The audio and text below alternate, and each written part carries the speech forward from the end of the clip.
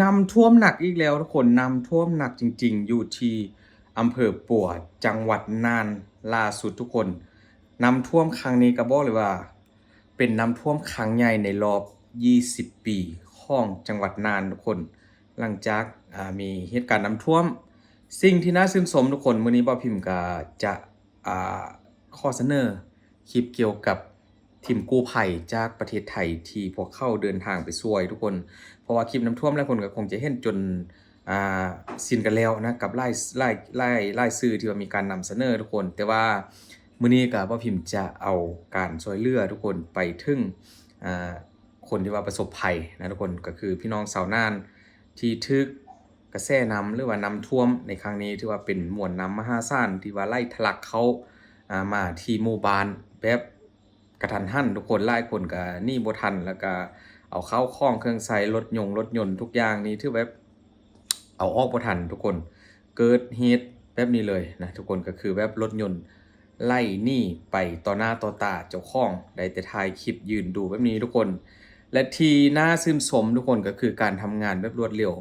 แบบไวๆว่องไวของทีมกู้ภัยประเทศไทยนะทุกคนก็คือการนำเอาเครื่องดื่มเสบียงอาหารทุกอย่างไปช่วยเหลือพี่น้องอยู่ที่จังหวัดน่าน พี่น้องชาวนานอยู่อำเภอปัวนะทุกคนก็คือว่าตอนนี้ก็มีการระดมทุนจากหลายหน่วยงานแล้วก็การเอาไปส่งลำเลียงข้าวของเครื่องใช้แล้วก็อาหารการกินคนใส่เรือไปแบบนี้นะทุกคนแล้วก็ใส่รถหัวลากซึ่งว่าเรือนี่ก็มีการเอาไปช่วยเยอะมากทุกคนหลายลำแห่งนะทีมกู้ภัยและหลายทีมหรือว่าหลายๆหน่วยทุกคนและต่อมาก็เป็นเขาเอิ้นอะไรนะทุกคนพวกนี้ก็คือแบบอาซ่าใช่ไหมทุกคนที่เป็นรถสีส้มนี่นะอาซ่ากาเซมอะไรสักอย่างว่าพิมพ์อ่านภาษาไทยบ่ค่อยออกทุกคนนี่มีการเดินทางไปแบบนี้เลยทุกคนมูลนิธิอะไรวะอ่านภาษาไทยบ่ค่อยออกทุกคนมันอ่านยากแด่บางคำอันนี้หลายคนก็คงจะรู้แล้วแหละนะว่าคือมูลนิธิอะไรก็คือเข้าไปทำเป็นโรงครัวเพื่อจะช่วยทำอาหารแจกจ่ายให้กับ พี่น้องชาวจังหวัดน่านหลายคนที่ว่าประสบภัยธรรมชาติหรือว่าน้ำท่วมเสียพันธุ์ในครั้งนี้ทุกคนเฮามาเบิ่งความเสียหายทุกคนบางจุดบางสถานที่ที่ว่ามี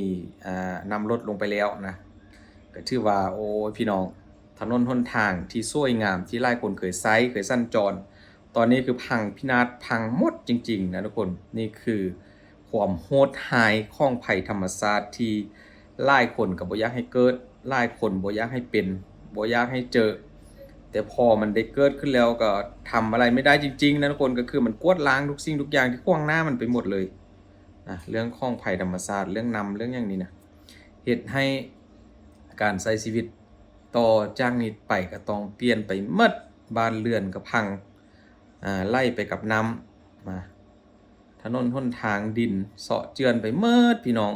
เห็นแล้วก็น่าเศร้าทุกคนบ่บ้านหลังนั้นก็หายไปแล้วครึ่งหนึงทุกคนไต้ถุนบ้านก็ถือว่าเรือเป็นโพรงแบบนั้นเลยหนักจริงๆนะทุกคนเพราะว่าผ่านมาก็แต่ละปีอยู่ที่เมืองไทยก็บ่พิมพ์เคยทำคลิปมาเรื่องน้ำท่วมก็ถือว่าแต่ละจังหวัดมันก็บ่คือกันนะทุกคนอ่าปีผ่านมาก็จะเป็นหาดใหญ่หาดใหญ่ก็หนักหน่วงเลยนะคนติดอยู่ตึกอยู่บ้านหลายวันกันเลยกับการเข้าไปช่วยเหลือแต่ว่าปีนี้ก็คือมาที่น่านถือว่ารับหนักเลยนะแต่ละปีมันก็จะเคลื่อนย้ายไปเรื่อยๆทุกคนมาเบิ่งการทำงานของทีมกู้ภัยเข้ากับใส่เรือยางนะคนติดเครื่องยนต์แล้วก็เข้าไปช่วยเหลือตามซอกซอยต่างๆที่คิดว่าอาจจะมีคนติดอยู่ที่ว่ายังออกมาบ่ได้หลักๆก็คือจะเป็นผู้เฒ่าผู้แก่แล้วก็เด็กนะทุกคนที่ว่ามีการเข้าไปช่วยซึ่งนี่ก็เข้าขับไปแล้วก็ไปเจอคุณลุงท่านหนึงที่ว่ารอการช่วยเหลือทุกคนกู้ภัยก็บ่ได้รอช้านะโดดลงเรือแล้วก็ไปพาคุณลุง พาคุณลุงขึ้นเรือนี่นั่งรอท่าเลยทุกคน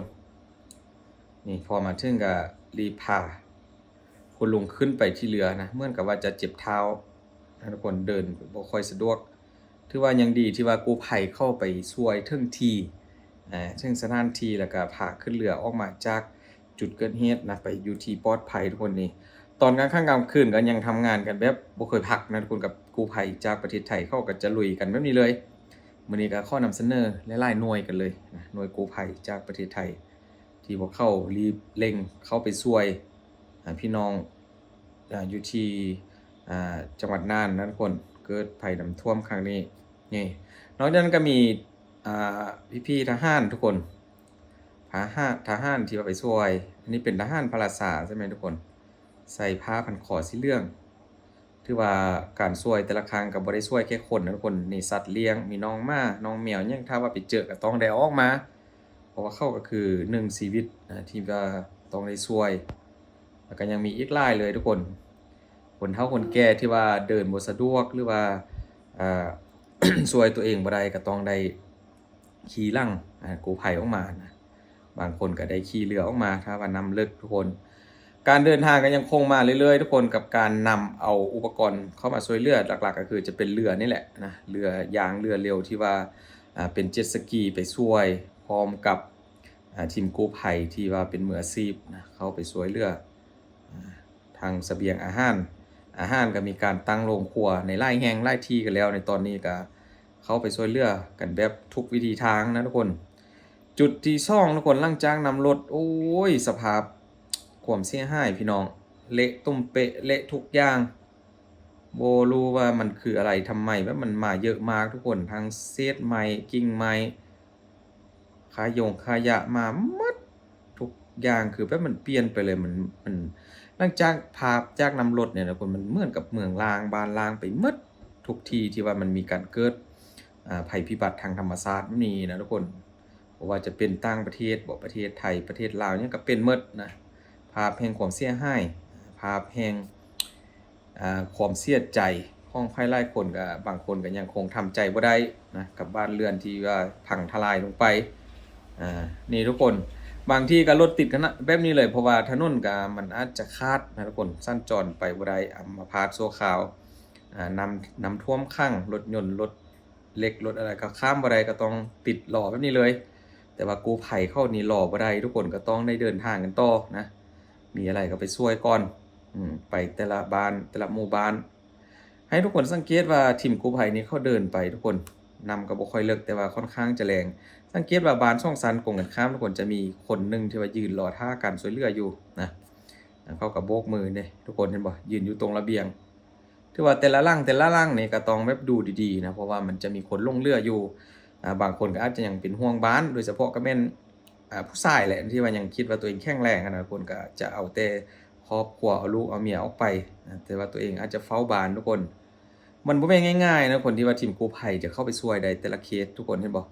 อันนี้เขาก็ลอยข้ามแม่น้ำมานำในการไล่เชี่ยวเลยทุกคนต้องได้ใส่อุปกรณ์เสื้อชูชีพให้มันครบนะเพื่อจะเข้าไปช่วยตัวเองก็ต้องปลอดภัยนำไล่แห่งทุกคนน่าจะแม่นไล่ไปตามถนนเลยนี่ยังไงก็บ่ต้องเป็นห่วงนะคนถ้ามาพี่น้องจังหวัดน่านได้เห็นคลิปก็มาพิมพ์กับข้อทักทายสบายดีแล้วก็ถ้าผู้ใดได้เห็นคลิปนี้ก็คงจะสบายใจเพราะว่าทีมกู้ภัยกำลังเดินทางไปช่วยไล่หน่วยกันเลยทุกคนในตอนนี้ก็ให้รอท่าคนได้ที่ว่ายังมีสัญญาณมือถือก็ติดต่อหาญาติหรือว่าติดต่อเจ้าหน้าที่กู้ภัยส่วนที่ว่าเกี่ยวข้องอะไรทุกคนส่วนพี่กันหรือว่าคุณกันจอมพลังเข้ากับไปแล้วนะทุกคนกับทีมงานไล่10ชีวิตกันเลยนะก็คือคุณกันเข้ากับไปลุยทุกสถานการณ์อยู่แล้วนี่เอาเจ็ตสกีไปช่วยคนแก่ลงสนามเองลงพื้นที่เองเพื่อจะไปช่วยเหลือโดยตัวเองทุกคนโอ้โหมื้อนี้ก็มีทีมงานของคุณปอนแน่นะปอนจักริดนะทุกคนแล้วก็อีกตึมหลายหน่วยงานว่าพิมพ์กับบ่ชื่อทุกคนจำบ่ได้มาจากเชียงใหม่ก็มีนะทีมกู้ภัยถือว่ามาไล่ทุกทิศทุกทางกันเลยกับการช่วยเหลือครั้งนี้ก็คนไทยไม่ทิ้งกันจริงๆนะทุกคนพอมีเหตุการณ์อะไรทำไมแบบเกิดขึ้นปุ๊บกู้ภัยนี่ไปเลยนะบ่ได้รอช้าข้อเพียงแค่ฮ้องข้อมาหรือว่าบ่ฮ้องข้อก็ตามแต่ทีมกู้ภัยจะเดินทางไปถึงที่เกิดเหตุก่อนหมู่ที่สุดนะทุกคนขอบคุณหลายๆทุกคนพี่น้องจังหวัดน่านหรือว่าคนได้จังหวัดได้ที่ว่ากำลังประสบภัยน้ำท่วมตอนนี้ก็ขอให้ทุกคนสู้ๆแล้วก็เข้มแข็งนะเดี๋ยวทุกอย่างมันก็ผ่านไปนะเฮ็ดภัยธรรมชาติก็บ่มีภัยยักให้เกิดแต่ก็บ่มีภัยยักไปห้ามมันได้พอมันเกิดก็ได้ทำใจนะทุกคนจะได้ก็สู้ๆทุกคนขอให้ทุกคนปลอดภัยเด้อบ่พิมพ์ขอบคุณหลายๆทุกคน